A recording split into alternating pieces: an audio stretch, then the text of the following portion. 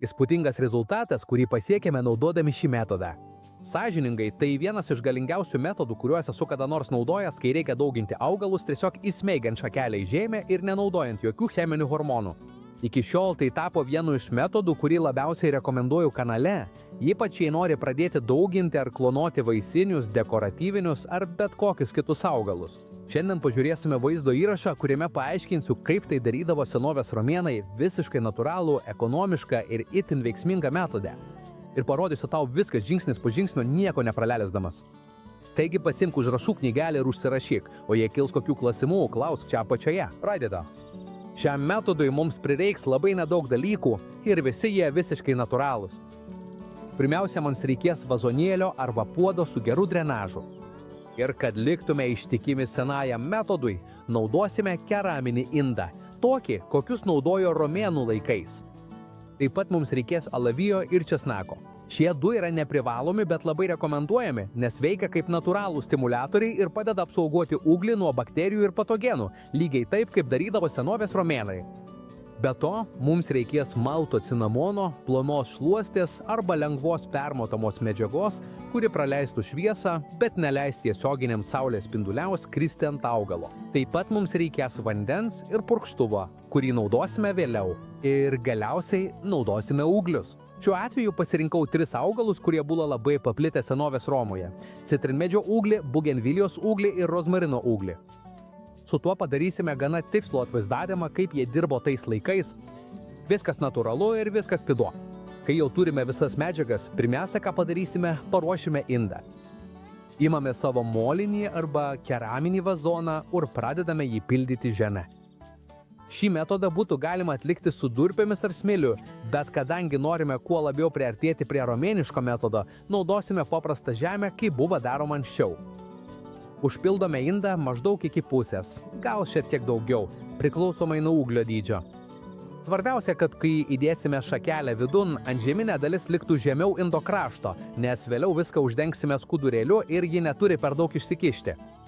Kai žemė bus reikiamame aukštyje, paliekame indą paruoštą tęsti toliau. Dabar ruošime ūglis. Pasirenkame tiesias, sveikas ir nepažeistas šakeles ir pradedame dirbti tiesiai su ta dalimi, kuri bus užkasta. Pirmiausia, ką padarysime, patrinsime česnako skiltelę per visas žaizdas ar pjūvius ant ūglio. Česnakas veikia kaip natūralus antibakterinis preparatas ir padeda išlaikyti visą tą vietą visiškai dezinfekuotą. Užtepus česnaką, tas pačias žaizdas padengsime šviežiu alaviju, kuris veikia kaip natūralus šaknų formavimosi stimuliatorius. Alavijas padeda gyti ir taip pat suteikia junginių, skatinančių šaknų formavimąsi. Ir galiausiai tą pačią vietą apvoliuosime malta cinamono milteliais. Cinamono milteliai yra puikus natūralus fungicidas ir apsaugo nuo grybelių atsiradimo pirmosiomis dienomis, kai auginys yra ypač pažeidžiamas. Kai jau turime auginius paruoštus su česnaku, alaviju ir cinamonu, pereiname prie kito žingsnio. Dabar, ką darysime, tai sodinsime auginius. Auginį įkasome kelis centimetrus tiek, kad jis pats laikytųsi vertikaliai. Čia slypi viena įdomiausių romėniško metodo paslapčių. Kadangi dirbsime su 3 auginiais, supjausysime 3 alavijo gabalėlius, maždaug po 2 ar 3 cm kiekvieną. Kiekvienam auginiui įdėsime po alavijo gabalėlį. Palikdami 1 ar 2 cm atstumą, lengvai įkasdami jį į žemę maždaug 1 cm gylyje. Ta pati padarome ir su česnaku. Supjaustome mažus česnako skiltelės gabalėlius ir taip pat padedame juos šalia kiekvieno auginio, kaip ir alavyje, 1 ar 2 cm atstumu. Kodėl romėnai taip darydavo? Nes tiek alavijas, tiek česnakas, būdami žemėje, lėtai išskiria medžiagas, kurios padeda dezinfekuoti dirvą, suteikia natūralių fitohormonų ir skatina auginio reakciją pirmosiomis dienomis. Ši paprasta detalė labai padidindavo sėkmės procentą ir iki šiol veikia lygiai taip pat.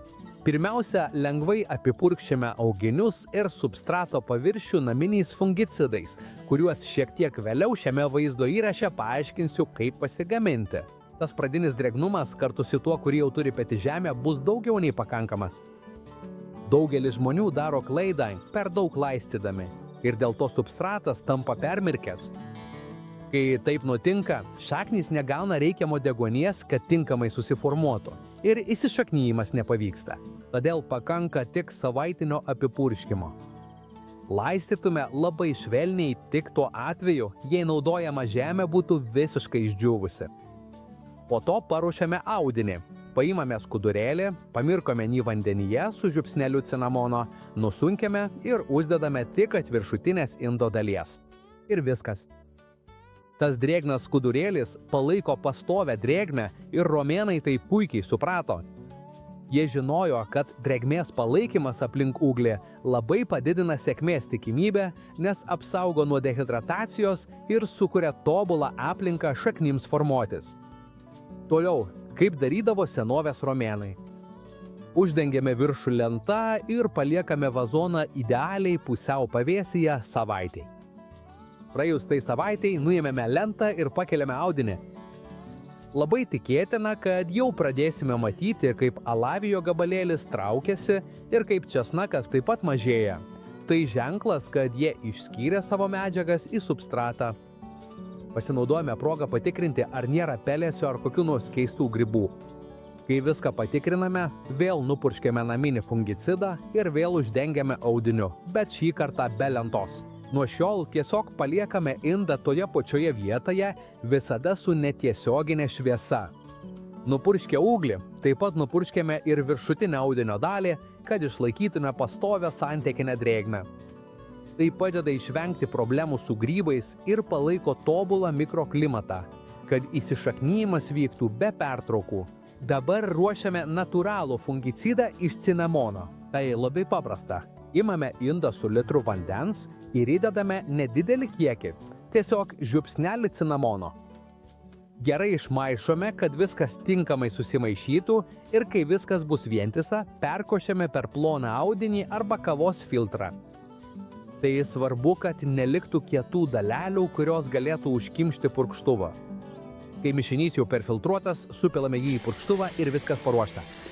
Dabar jau turime paruoštą natūralų fungicidą, tą patį, kurį naudojame visame šiame metode, kad kontroliuotume drėgmę ir išvengtume grybelių atsiradimo.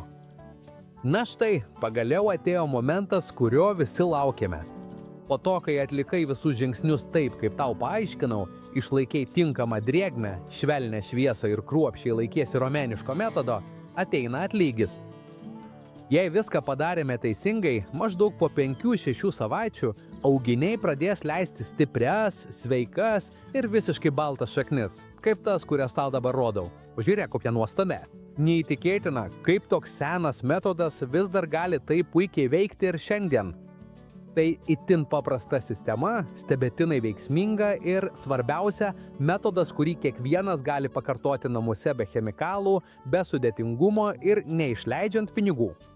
Na ir viskas, jei žiūrėjai iki šios vietos, labai ačiū, kad pažiūrėjai šį vaizdo įrašą. Jei turi kokių nors klausimų, palik juos komentaruose ir mielai atsakysiu. Jei šis metodas tau patiko ar buvo naudingas, paspausk patinka ir pasidalink su žmogumi, kuris taip pat myli augalus kaip ir mes. Būčiau labai dėkingas.